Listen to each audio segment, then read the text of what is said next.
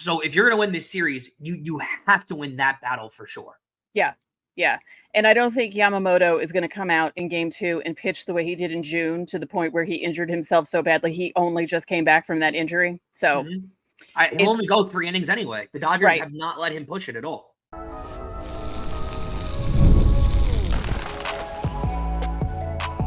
You are Locked On Yankees, your daily New York Yankees podcast. Part of the Locked On Podcast Network, your team every day. Welcome to Locked On Yankees, which is part of the Locked On Podcast Network, your team every day. Thank you for making us your first listen every day. I'm one of your hosts, Stacey Gotsoulias. Today's episode is brought to you by Game Time. Download the Game Time app, create an account, and use code LOCKEDONMLB for $20 off your first purchase. With me, as usual, my co-host, Brian McKeon. There he is, Brian. Why is this week dragging? I don't know, but we're getting closer and closer. We are getting closer and closer. So some of the conversations we will have on today's show, we're going to talk about how we feel about people asking us to do things in October when the Yankees are in the playoffs. The nerve.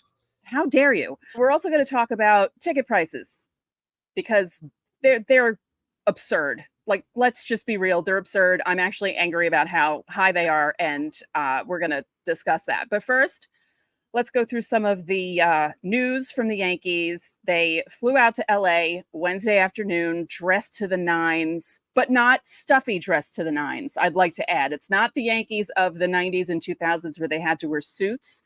Some guys opted to wear suits, but no ties. You know, some guys just wearing like jeans and casual stuff. And I got to say, I think our team is pretty well dressed. Thank modern day sports science for that. Yeah, because that used to be a thing, and I think sports scientists have discovered that it's, which, I mean, you know, you need a scientific brain to figure this out. It's a lot more comfortable to fly across the country in something other than full suit. Of course. Do you ever? I would dress like I dress like a slob. I mean, I wear makeup and do my hair and stuff and make myself not look like I just rolled out of bed. But if you saw what I was wearing, you would think I just rolled out of bed. Because if you're flying on a plane for 5 hours, I can't imagine a scenario in which I'd have to be on an airplane with a suit on. I can't anywhere. I can imagine traveling somewhere where I have to put a suit on. I cannot imagine the scenario where I would not be able to stop and find time to put the suit on somewhere. I would make room for it. I can't imagine the scenario where I would fly with a suit. Right. So they are, I'm not sure when they left, but I'm assuming they're probably in LA already. So game 1 starter, Garrett Cole, looked very focused heading to the team bus. So it's going to be Garrett Cole, which we all knew, against Jack Flaherty in game 1, which is should be fun. Yeah, should be an interesting matchup. Again, it doesn't, we're recording this Wednesday night. So that's a whole it's 2 days from right now, because it's 8:09. So first pitch would be happening. And it doesn't feel like the World Series is about to happen because of the layoff between the both of the series. It seems too long. Did you find that too, though, how the layoff feels a little exceptionally long, only because game 7, if the ALCS would have won 7, would have been yesterday. So that still is a lot of days off until Friday. Right? Like, that still feels like that's still, 2 whole days, really 3 days of rest. That still feels like a lot of time. I mean, you wouldn't got Garrett Cole in game 1, but it still felt like a lot of time. I think too, to note, Yamamoto, I think they announced for game 2. I think this creates a little bit of an advantage for the Yankees, only because the Dodgers' weakest point is their starting pitching. Right. By far, especially now with the health that it is. Not normally, but now their weakest point is their starting pitching. Sure. And if you're the Yankees, you got to look to attack early. I don't think Flaherty he's pitched well with the Dodgers, but not of late. And Yamamoto too, very gettable. He has great stuff, but very gettable, very hittable. So they got to look to pounce early on these games. And the one spot where I think I would give a little bit of an edge to the Dodgers hitters. Lineup wise, their lineup's just longer. Not that they're better hitters, they just have a longer lineup. I would say there's a slight edge to the Dodgers bullpen. Again, just a little more depth. The one place the Yankees, for sure, I don't think debatedly have an advantage over the Dodgers is their starting pitching staff. I don't think it's very close. So if you're going to win this series, you have to win that battle for sure. Yeah. Yeah. And I don't think Yamamoto is going to come out in game 2 and pitch the way he did in June, to the point where he injured himself so badly. He only just came back from that injury. So he'll only go 3 innings anyway. The Dodgers have not let him push it at all. Yeah, it's going to be a little different. So we don't know the rest of the Yankees rotation. We can only assume what they're going to do, but that also but they could flip. I think they might. I think they might flip Schmidt because of his success on the road. Yep. And not that Dodger Stadium is this hostile environment, but Carlos Rodon clearly feels himself a little more in the Bronx. Yeah. So I don't think it's a terrible idea to pitch Rodon in game 3 in the Bronx and Schmidt in game 2. I don't think so either. Yeah. I think that's actually an interesting and also not so bad idea, because like you said, Rodon tends to get more fired up at home, and I'm just interested to see how certain guys hit in Dodger Stadium, because we know Judge likes to hit there, Stanton likes to hit there, and Stanton the really Yankees likes to hit there. Yeah, like the Yankees go into Dodger Stadium and they're usually not afraid. They usually do well in Dodger Stadium, and I'm looking forward to that. Just keep Juan Soto away from that gate in right field. Well, it's covered now. They put the blast. They did put the padding there after Judge. Oh, good, but it's not even that. It's the the concrete part that hurt Judge's toe. No. I'm saying they put padding over where the concrete was. Oh, good, because they had to, because that's ridiculous. I will say this too. The advantage to pitching for Schmidt in game 2 also, you have the day off in between for travel before game 3 on Sunday. So I actually don't think it's a terrible idea, because I think there's a better chance that Schmidt gives you less length than Rodon does. Just because Rodon's more of a seasoned veteran, more of an experienced pitcher. If Schmidt can't give you got to assume Garrett Cole's and Schmidt was also coming back from that injury. He was gone a while. So not that they won't push him, but if Schmidt, where he's at right now, doesn't give them a ton of length, right? In game 2, you can abuse your bullpen, dare I say, because you have the day off for game 3. Right. Whereas it hurts a lot more to abuse. And then if Rodon goes short and you have to abuse the bullpen in game 3, at least they got the rest in on that day off. Whereas if Rodon goes long in game 2, it screws up the bullpen a little better. I think Schmidt, because he has a tendency to give you shorter outings, is probably better to have him piggybacked in game 2 and have the off day on game 3. So you're the off day on Sunday. So your game 3, your lineup's a little fresher. Yeah. Yeah, I could see that. Now, speaking of pitching, Nestor Cortes threw a bullpen on Tuesday. They had him face so much respect. A few for this quote you're going to give in a second. Oh, so much respect. So he threw the bullpen, and they were going to see how he felt, because he has that flexor strain, which isn't the greatest thing you want to hear from a pitcher. He said, quote, "The conversations have been really clear throughout the whole postseason. We have weighed the consequences that this could lead up to, but if I have a ring and then a year off from baseball, so be it." Yep. I mean, if you're a Yankee fan and you read that, you just gained a million times respect for Nestor Cortes Jr. I mean, you really did. That there is to basically say, I don't care if I blow my arm out if we win a World Series, it's all that matters, is the ultimate sign of respect for a guy. A very, dare I say, 90s kind of quote. This is the kind of quote you'd see come out of David Wells. Right. Like someone who does not care. This is a Roger Clemens type quote, right? Of, I don't care how hurt I get, how injured I get. I don't care about next season. I care about here, now, get a ring right now. That's all that matters. A lot of respect for that quote out of Nestor Cortes Jr. A lot. Really glad to see it. Hopefully it doesn't come to that point. Hopefully they don't have to use him. Right. But I like him on the roster more than I do Stroman. But I you know what? Let's hope they don't have to use Cortez at all. Right. Because this would be the plan. In that, it was a simulated game, and in that game, he faced a group that included Oswaldo Cabrera, Jose Trevino, Austin Wells, aiming to mimic what it would be like to come out of the bullpen against Los Angeles. He also previously faced hitters on the afternoon of Game 5 in Cleveland. He said, coming out of the bullpen, I'll be restricted to throwing 20 to 30 pitches, so they're not going to bring me to face 3 righties. I know those guys I'm going to face. It's a tough task, but I know I'll be able to do it. Yeah, that he's going to have guys he's going to face, and Tim Hill. And I think the big matchup is going to be Tim Hill versus Ohtani. That's clearly going to be what they're going to go after. The lefty on lefty matchup. Michael Kay mentioned this, and I think it's very true. There's a chance that Tim Hill winds up facing Ohtani like 7 or 8 times in the series. I mean, they're legitimately, he might face him in every game, which scares me more because that's Ohtani will get him in game 6, late in the series because he'll have seen him a million times. Yeah. But you're going to see some really intriguing matchups, and I think you're going to see some, which is crazy to think about because I get more confidence as a Yankee fan because I have zero faith in the way Boone manages the bullpen, but I also have zero faith in the way that Dave Roberts manages the bullpen. Right. So I don't think that it's not going to be like a battle of wits over managers. I think it will be, which is not saying much with these two managers. Mm-hmm. But all I'm going to say is thank God that the Dodgers don't have Buck Showalter or Joe Girardi or someone who's brilliant at managing a bullpen. Because if it were that, I would give the absolute advantage over to the Dodgers.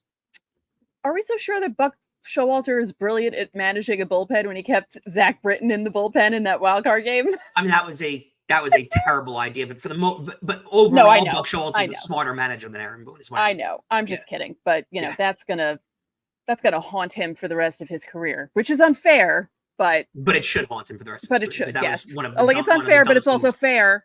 Because it was a bonehead move to keep. Zach Britton had the greatest statistical closer season, reliever season in the history of baseball, and he kept him on the bench. Unbelievable. Yeah, unbelievable. Not good. Don't forget, subscribe to the channel. Let me try that again. Don't forget, subscribe to the channel, hit the like button on our videos, hit the notification so you know when our videos go up. You can also join the Locked On Yankees Insiders Club. The link is in the description. You'll get text from us. You can text us questions, comments, reactions to the games.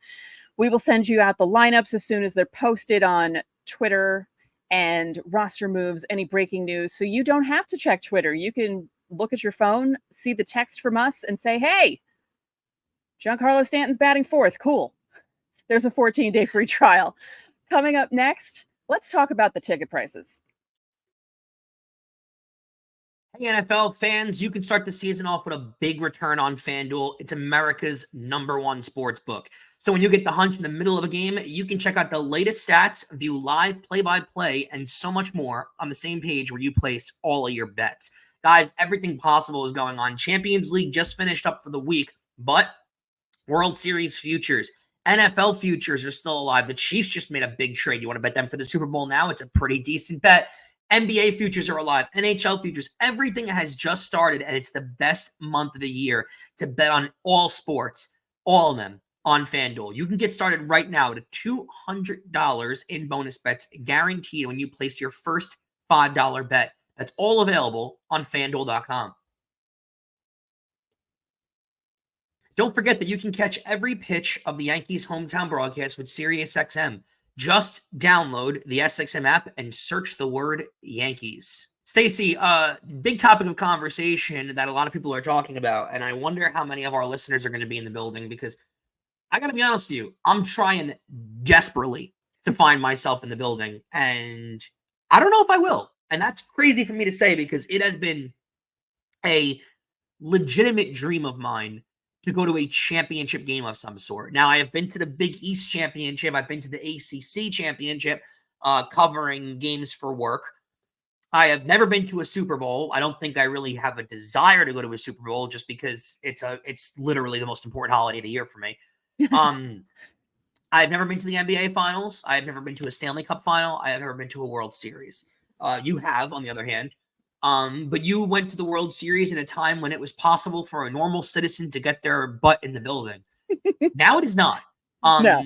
And this has come with the last, listen, every time I have this conversation with someone, it bears repeating itself. So give me 2 seconds because people have to realize how much more popular sports has gotten in the last 25 years. It's been bombs in a way, the most crazy growth that you could have possibly seen in any industry. It's why people are able to have YouTube shows like we do and get paid for them to talk about sports when there's 6 zillion Yankees shows out there. That's not even an exaggeration. There are 6 zillion of them. Literally, that's the number. It's why ticket prices cost what they cost, why parking costs what it costs, why jerseys, why they can charge you to have 8 million streaming services and you buy every single one because you're not going to miss one pitch, of one game. The amount of money that is in sports, you guys wonder why Juan Soto is going to sign a $600 million contract? This is why. This is why players get paid so much, because the boom of sports has gotten so big in the last 25 years that it's allowed them to charge $1,300 for a standing room only ticket to the World Series. Stacey, just for poops and giggles, give us, please, an example of a price you paid to go to one of the World Series games that you've been to in your life. Oh, like 100, 150? Yeah, my ALCS ticket to game 2 that I went to, and I have bleacher seats. I have a 20-game season ticket plan that I've had for the last 5 or 6 years. My bleacher seat for the playoffs was $215 per ticket, and I felt like I got a good deal out of that. That's insane. I feel like my season ticket plan is worth having only because I get playoff tickets for face value.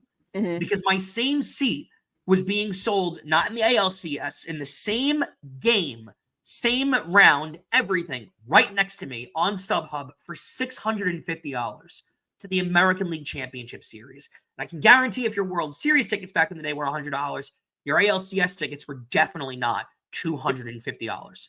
I did pay on the secondary market game 2 of the 09 ALCS, because when I say 100, I'm meaning when I went in the late 90s, early 2000s. 2009, I paid $250 each for 2 seats in section 206, which seemed great to me because section 206 is the second level out in the outfield. I thought it was a great deal for $250 each, and I was like, hell yeah, sign me up. That wasn't a big deal to me. It's crazy where the boom in prices have gone, and I plan on going to game 3, full disclosure. So if you guys are ready to watch our episode on Monday night, I hope that it's a late episode for my sake so I can go to the game. Because I've never been to a World Series. The dream of mine to go to the World Series. It's a dream of mine to go to the Stanley Cup Final. I don't know if the Rangers ever make the Cup Final again in my lifetime that I will ever pay the money to go to a Stanley Cup Final game, because Rangers tickets, as you guys know, are also $2,000 to get in the building. It is just wild where ticket prices have gone for major sporting events. In the last 25 years, it was never this much money. Ever. And I remember as a child, I bought, even as soon as a few years ago, 5 years ago, me and my father bought tickets to the World Series, and they were $500 a piece. And I thought, wow, what a great deal. Mm-hmm. When I went on the pre-sale about a week ago to get World Series tickets, they wanted $1,100 face value for the bleachers. $1,100. And I didn't pay it. I didn't pay it because I wasn't going to do that. But just, and I'm fully aware that I'm going to go to the Bronx, and I'm hoping the ticket prices drop that day. I haven't bought my tickets yet. I'm hoping they drop the day of, and I go that day of. But this isn't just a problem in baseball. We've seen it in football too. I mean, Super Bowl tickets now easily go for $4,000 a year, $5,000. And I remember when the Super Bowl was expensive, and it was like $800, not $4,000. I mean, now sports tickets are costing a down payment for a car. It is crazy. I do want to know though, because I think our answers are going to differ very much, and I wonder what our listeners think. And if you want to put anything in the comments, tweet us. Our underscores are below, and let us know. What's your top dollar that you'd pay for a big game? You get a friend that calls you up for game 7, let's say in the Bronx. Yankees have a chance to clinch. What's the price where you're like, I can't? Because I think ours is drastically different, but I'm finally, it's always been easy to say this for me, what my price is, but now that I'm actually faced with whether I'm going to pay it or not, it's a little different. So I wonder, what is your price? I would say, if I had the money. I don't have the money right now for anything. But let's say I had like my normal amount of money in my bank account and everything was fine. $1,500. Yeah, I think mine is like 2,000. Yeah. And I'm struggling a little more with the fact that it's game 3 and there's no clinching scenario. This is just me paying this money just to go to the World Series. But if it was a game 7, $1,500. Yeah, I think then you pay that amount. But again, these tickets are costing you $1,500 without it being a clinching game. These are not for elimination games. I mean, game 4 could be, but I mean, there's a really, really high possibility neither of these teams are going to sweep. And again, I do think these tickets will drop day of, right? Because they always do, and people want to get rid of their tickets. But the fact that they're at where they're at right now, I think Yankees-Dodgers has a little bit to do with it. And I think if it was Yankees-Mets, it would be worse, to be honest with you. I think the ticket prices would be crazier. Well, the prices are like this at Dodger Stadium, too. Yeah, but it's very different, though, because Dodger Stadium, a lot of the lower level is filled with, camera-worthy people. Yankee Stadium doesn't get that way as much. It will get that way in the legend seats, right? Like you'll have Jimmy Fallon there, and New York icons will be there for sure. Dodger Stadium is way more like that, though. Dodger Stadium is way more like a Knick game, where it's all about who's there and who can be seen and who can be put on camera. Yankee Stadium doesn't as much have that vibe as Dodger Stadium does. I think it's nuts. And I think it's crazy. And, I get that things are going to cost a lot. I get that there's demand for things. I totally understand that. But when it comes to this amount, for some people, this is life-changing amount of money. Some people, this is paycheck amount of money. Like, this is stuff that a normal person could never afford to do. And Stacey, I don't know if this is ever going to get reversed. I don't know if we're ever heading in an opposite direction. Yeah, I don't think there's ever a time where tickets are going to go back to costing cheap. I think it's always going to be this and much worse. Yeah. Yeah. And I'm trying to remember, my dad went to the Super Bowl in 89, right? That was 49ers Bengals in Miami. And then he went to the one in Tampa where Whitney Houston did the national anthem and the Giants won on the wide right field goal. Can you imagine? My father was at that Super Bowl. And I don't remember how much he paid for those tickets, but it was a lot easier for him to go. Yep. And I doubt it was anything remotely close to what the Super Bowl costs now. No, definitely not. No, Gus would not pay that much to go. The Super Bowl has now, and again, I don't think I'd ever go to a Super Bowl just because it's legitimately the most important holiday of the year for me. Like, I love Christmas time, but it's the most important holiday of the year. I'm at my friend's my Super Bowl party. I'm there 2 hours early to reserve my seat. I don't eat while the game is on. It's a very important day to me. I would never, ever, ever pay $6,000 for a ticket to a football game. No. Ever. No. But it's crazy. It's unfortunate. I'm the psychopath who's going to put a down payment down on a car for a baseball ticket next week. I'm sure I'm going to. I hate what it's become. I really do. Yeah. It's unfair to a lot of people because, as you said, that's for some people, that's a full paycheck. For some people, it's a half a paycheck. It's too much money. It's unfair to everybody. It's unfair to everybody who would want to go to a game. It is. It's not okay. But, this is unfortunately the reality that we're faced with. Yeah. Well, coming up next, speaking of games and playoffs and stuff, we're going to discuss people bothering us during the month of October. Don't bother us during the month of October. With the playoffs rolling around and everybody in need of tickets, I'm going to send you guys over to Game Time. With Game Time, it's never been easier to get the best tickets for all of those playoff games. They've got a new feature called Game Time Picks, which does all of the hard work for you. Instead of searching through thousands of tickets, Game Time Picks filters out the fluff and shows you the absolute best deals on all of the great seats. And if that wasn't enough, they've got an all-in pricing feature. All you do is toggle it on, and it shows you the full price up front with no surprises at checkout. You also get seat views. If you've never been to Yankee Stadium, you can see a panoramic view of your seat in the app so you can decide exactly where you want to sit for the big game. So take all of the guesswork out of buying tickets with Game Time Picks. Download the Game Time app, create an account, and use code LOCKEDONMLB for $20 off of your first purchase. Terms apply. Again, create an account and use code LOCKEDONMLB. That's LOCKEDONMLB for $20 off. Download Game Time today. Last minute tickets, low prices, guaranteed. And remember that you can catch every pitch of the Yankees hometown broadcast with SiriusXM. Just download the SXM app and search the word Yankees. So, Stacey, a little bit of a predicament, and I think we can all relate. People who get married in the month of October are inconsiderate. We'll get to that in a second. But I was asked on a date with a girl for Friday, and I don't know how to tell her, no, I don't want to get ice cream with you on Friday during the World Series. I don't think she's a very big sports fan, so I don't think she'll understand if I say no, the World Series is on. Yeah. But but how do I handle this? Because it's not like I can move the date. I can't be like, are you not free Friday? What about Saturday? Because there's also a World Series game on Saturday, and then Sunday, football's on. And then Monday, the World Series is back. And it is a terrible month for dating. It's a terrible month for a social life. I think people just need to be a little more considerate.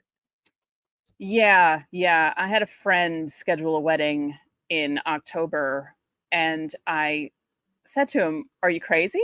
Like, what?" Because this was back when the Yankees made the playoffs literally every year. And he's like, "Yeah, well, I figured you guys could just run to the bar and watch the game," which we ended up doing. But that's not okay. You can't. But it's like, no, why are you getting married in October? Do June like everyone else does. What's funny too is I actually do genuinely think October is a perfect time to get married. Like the weather-wise, the weather is perfect. Weather is perfect. Everything's great, but there's too much going on sports-wise to make it Saturdays are college football, baseball playoffs. Everything is starting. Sundays are football. During the week, there's stuff going on. I think part of me believes September might be the perfect wedding month, low key. It might be because you get a little less college football, especially in the New York area. Not as into it. Football's on Sunday, so you don't do a Sunday wedding anyway because people can't recover on the Monday. Saturday weddings are the perfect thing to do. I think you get a little bit more leeway. Baseball playoffs aren't here yet. October is you cannot get away with an October wedding. I know my friend said his parents had to go to a wedding in October of '86 when the Mets were in the World Series, and they were a bunch of Mets fans. And I'm like, what are you doing, though, having a wedding in October? Like, there's no excuse for any of that. Well, to be fair, back in the 80s, people got engaged like a year before the wedding and would set the wedding a year later. So they probably didn't know that the Mets were going to make the World Series in October of '86. No, but whether you know or not, you don't schedule your wedding during the World Series alone. Whether you think your team's going to make it or not, you don't schedule your wedding during a major sporting event. You don't. Where is the line, though? Like, here's the question.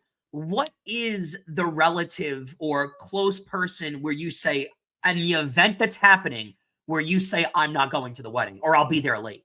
Because there are people that are that way. Like most friends of mine, they get married in June. Rangers were in the Cup final. I'll be there after the game.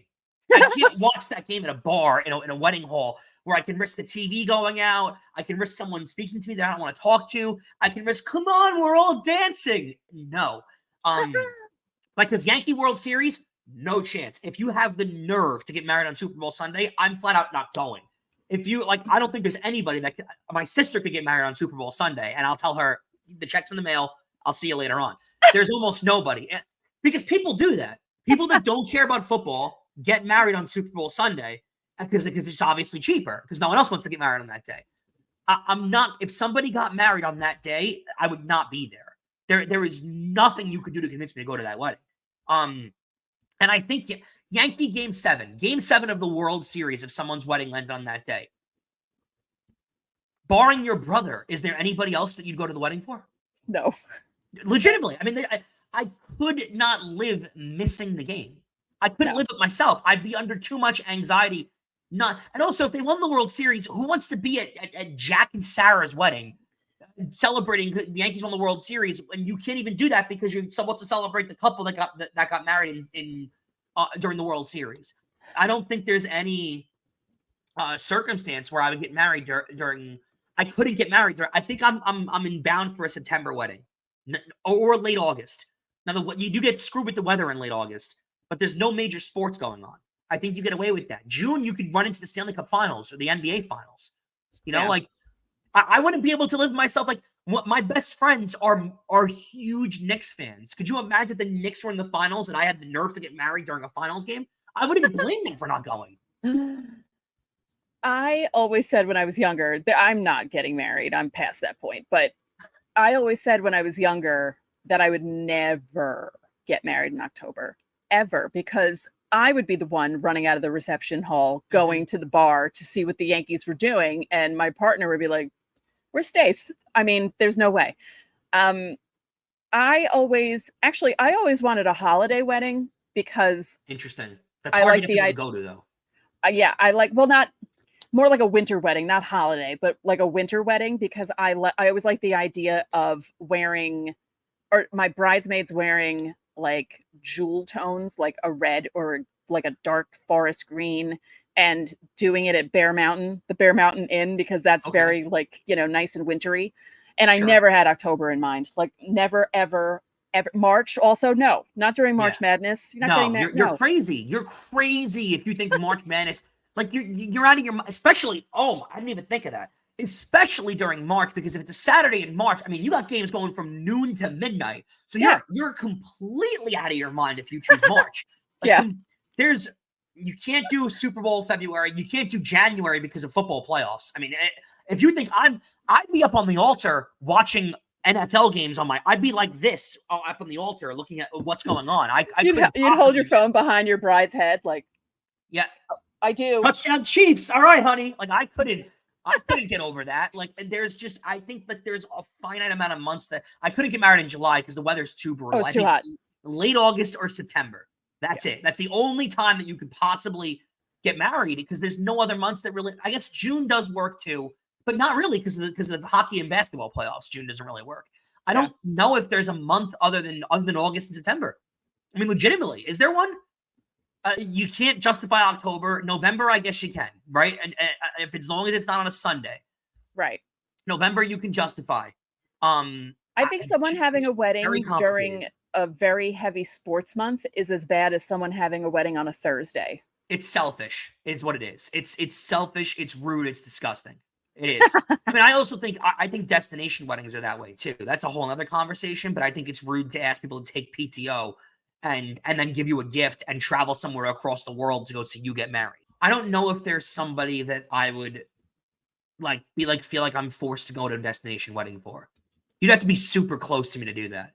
Because it's so selfish. It's so rude to do that. It was my best friend's brother, and I've known him since I was like 4. So, and I figured vacation, okay, I have time off, let's go. If you don't mind making that your vacation, fine. But I think as having a wedding, it's selfish to ask people to take their vacation time to come see you get married. That and having a wedding in October is so unbelievably selfish. And I love the month of October. I have a Halloween tattoo. I have, the month is perfect to me. It really is. But having a wedding, ideally, I would love to get married in October because it's my favorite month of the year.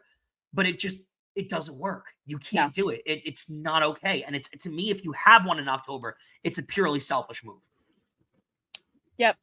So since we're only a day out from the World Series, because this is Thursday's episode, you will be seeing a crossover with Locked On Dodgers. It's going to be me and Jeff from Locked On Dodgers. We're going to be talking about the series. Jeff is a lifelong Dodgers fan. I'm a lifelong Yankees fan. We're around the same age, so we both remember 1981 very well. And it should be an interesting conversation. Brian and I will be doing a full preview of the World Series for Friday's episode.